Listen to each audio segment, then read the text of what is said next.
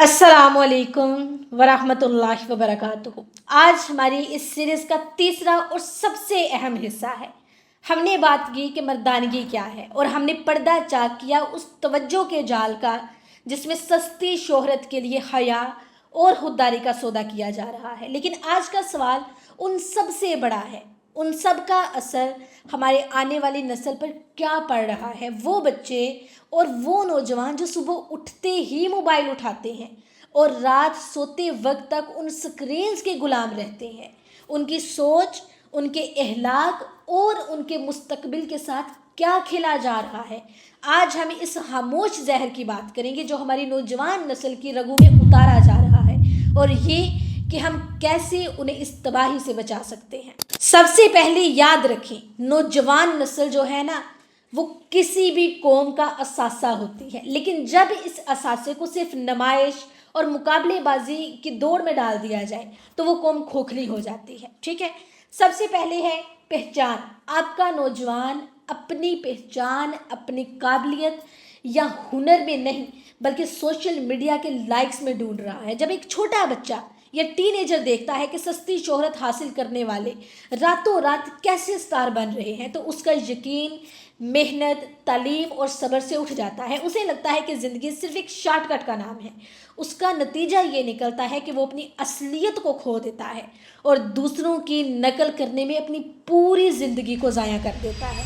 Second है मर्दानगी। जैसा कि हमने पहले जिक्र किया कि जब नौजवान लड़के देखते हैं कि बदतमीज़ी या जिस्मानी नुमाइश को मर्दानगी कहा जा रहा है तो वो भी वही रास्ता अपनाते हैं। दूसरी तरफ नौजवान लड़कियां जब ये देखती हैं कि सिर्फ ज़ाहरी खूबसूरती और नुमाइश ही तवज्जो हासिल करने का एक वाहिद ज़रिया है तो वो अपनी ज़हनी सलाहतों और हया को बोझ समझने लगती हैं। और याद रखें, ये माशरे के ढांचे को तबाह करने के मुतरादिफ है। आज के नौजवान के हज़ारों लाखों ऑनलाइन फ्रेंड्स तो हैं, लेकिन जब उसे असली ज़िंदगी में किसी दुख या परेशानी का सामना करना पड़ता है तो वो खुद को बिल्कुल अकेला पाता है। क्यों? रीज़न क्या है? क्योंकि उसने रिश्तों को वक्त ही नहीं दिया, उसने सिर्फ स्क्रीन को वक्त दिया है। ये तन्हाई उसे डिप्रेशन, एंजाइटी और बेचैनी की तरफ ले जाती है।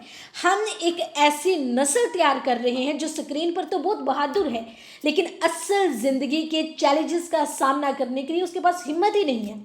याद रखें, ये सिर्फ एक फ़र्द का मसला नहीं है।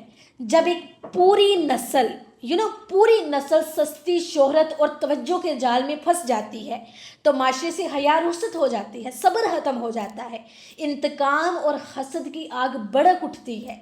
हम देख रहे हैं कि छोटे छोटे बच्चे वायरल होने के लिए खतरनाक स्टंट्स कर रहे हैं, अपने वालिदैन की इज़्ज़त का ख्याल रखे बगैर वीडियोस बना रहे हैं।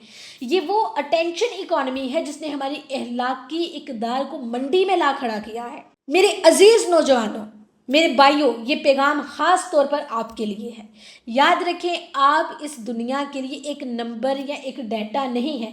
आपकी कीमत इससे कहीं ज़्यादा है जितनी आप किसी स्क्रीन पर दिखा सकते हैं। आप इस कौम के मेमार हैं, आपने इस मुल्क की बागडोर संभालनी है। अगर आप आज अपनी तवानाई सिर्फ सस्ती शोहरत और नुमाइश में ज़ाया कर देंगे तो कल जब आपको बड़े फैसले करने होंगे तो आपके पास वो किरदार ही नहीं होगा जो एक लीडर का होना चाहिए। खुद को इस जाल से निकालें, अपनी पहचान अपने काम और अपने अखलाक और अपनी हया से बनाएं। ठीक है, वालिदैन के लिए भी मेरा ख़ास ये पैगाम है कि अपने बच्चों को डिजिटल ज़िंदगी पर नज़र रखें। उन्हें सिर्फ मोबाइल देकर अपनी जान ना छुड़वा दें, फारिग ना हो जाएं ज़िम्मेदारी से, बल्कि उन्हें वो वक्त दें जो वक्त उनका हक है। उन्हें बताएं कि असली इज़्ज़त मेहनत में है, दिखावे में नहीं है।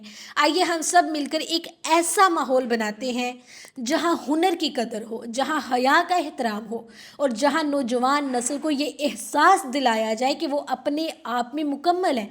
हमें वायरल होने वाली कठपुतली नहीं बल्कि एक सोच रखने वाला बावकार नस्ल चाहिए। ठीक है, तो उठें, अपनी स्क्रीन्स को बंद करें, बाहर निकलें, अपने प्यारों के साथ वक्त गुजारें और अपनी शख्सियत को इस तरह अपग्रेड करें कि दुनिया आपको देखना नहीं बल्कि आप जैसा बनना चाहे। अपनी खुददारी की हिफाजत करें क्योंकि यही وہ دولت ہے جو آپ سے کوئی نہیں چھین سکتا۔ میں دعا کرتی ہوں کہ اللہ تعالیٰ ہماری نوجوان نسل کا حامی و ناصر ہو اور ہمیں صراط مستقیم پر چلنے کی توفیق عطا فرمائے، آمین یا رب العالمین۔ اجازت چاہتی ہوں، انشاءاللہ ایپیسوڈ 4 میں ملاقات ہوگی۔